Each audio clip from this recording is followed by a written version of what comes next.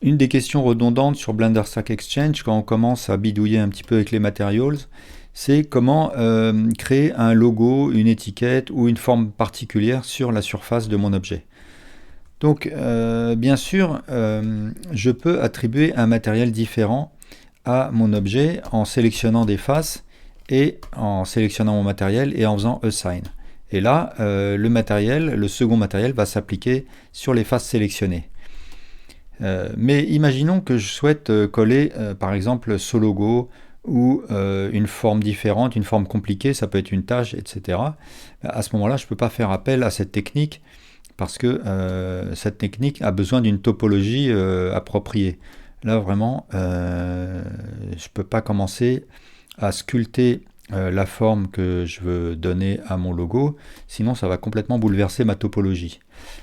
Si jamais je veux, par exemple, attribuer des bandes à mon objet, à ce moment-là, en effet, je peux profiter de la topologie, sélectionner les bandes et puis faire Assign, et là, ça convient parfaitement.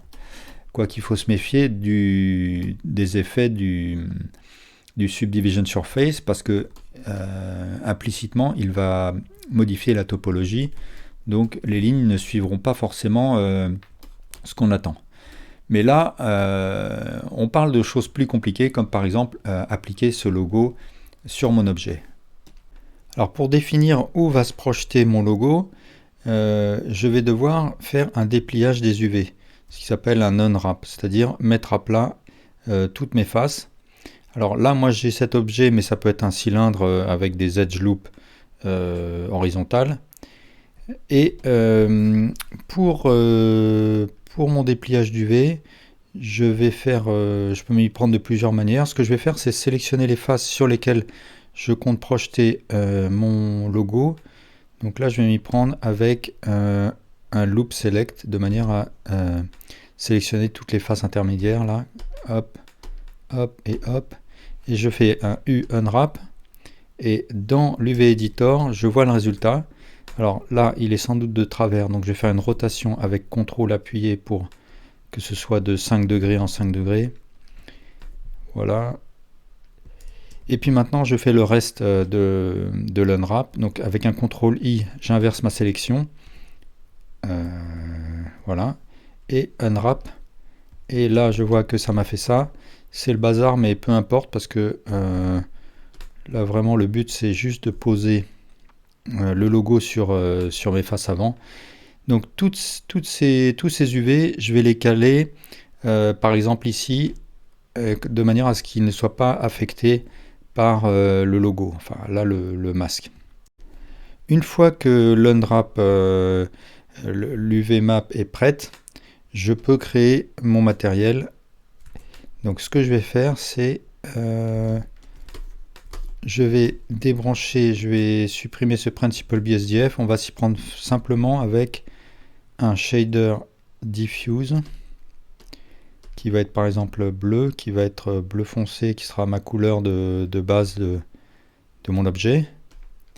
Si je le branche dans l'entrée surface du Material Output, toute ma fusée est bleu foncé. Ce que je veux maintenant, c'est créer un autre diffuse qui va être bleu clair. Et je vais créer un mix shader qui va me permettre de mixer les deux couleurs. Donc si je vais à 0, ça m'affiche la première couleur. Si je vais à 1, ça m'affiche la deuxième couleur. Donc il va falloir que je joue avec le facteur. Et dans le facteur, je vais brancher l'image de mon logo en utilisant en amont l'UV créé de manière à ce que mon logo soit projeté en tenant compte de l'UV. Donc je vais créer un texture, image texture. Dedans, j'appelle le logo. Ce logo, je le branche dans le facteur. Et par défaut, il comprend qu'il doit utiliser l'UV que j'ai créé. Parce que ce que je pourrais faire, c'est créer en amont avec un CTRL T. Comme j'ai activé l'add-on Node Wrangler, CTRL T me donne cette chaîne de nodes. Je pourrais créer cette chaîne de nodes pour signifier à Blender qu'il doit utiliser l'UV que j'ai créé.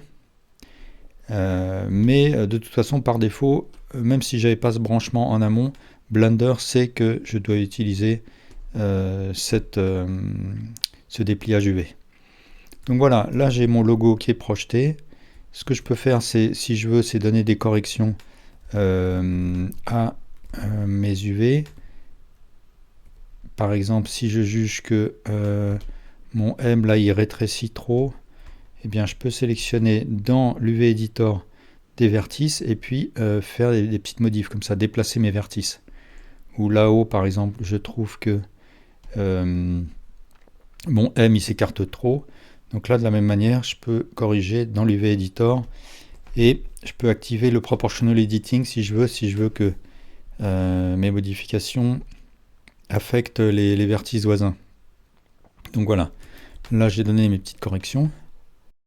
Alors à n'importe quel moment, je peux corriger mon UV map. Par exemple, si je veux que mon logo apparaisse aussi sur les faces arrière, eh bien je peux sélectionner ces faces arrière. Pour l'instant, je vois que mes faces arrière ont été dépliées de cette manière-là. Et je peux refaire un unwrap. Et du coup, voilà comment elle s'affiche maintenant. Je leur fais faire une rotation là, et puis je le cale correctement.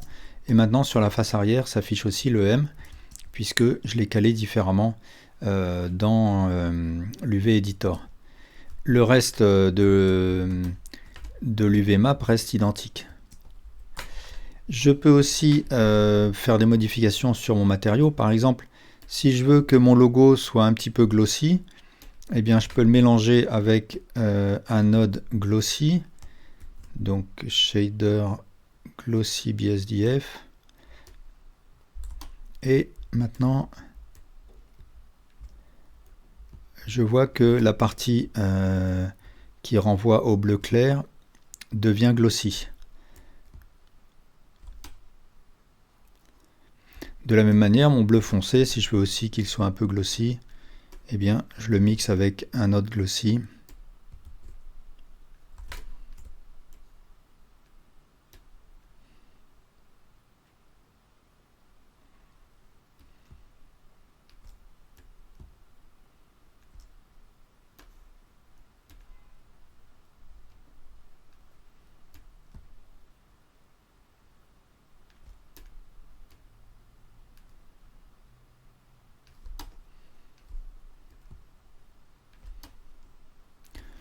Je peux donner un petit peu de relief à mon objet avec un peu de bump. Donc je vais créer un texture, noise texture.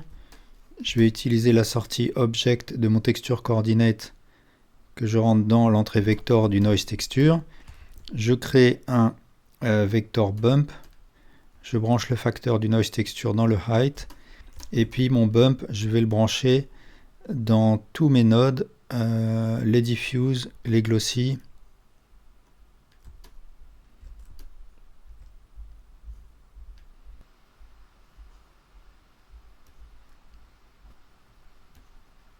Alors après, il faut que je rentre dans les réglages.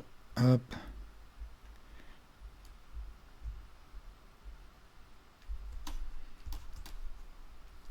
Dans le cas où j'ai besoin d'utiliser un logo qui est sur fond transparent, donc qui a une couche alpha, il faut que ce soit un PNG. Et bien dans ce cas-là, je le sélectionne dans mon node image texture. Et puis ce n'est pas la sortie color que je vais utiliser, mais la sortie alpha. Et ça donne le même résultat. Voilà, et bien merci pour votre attention.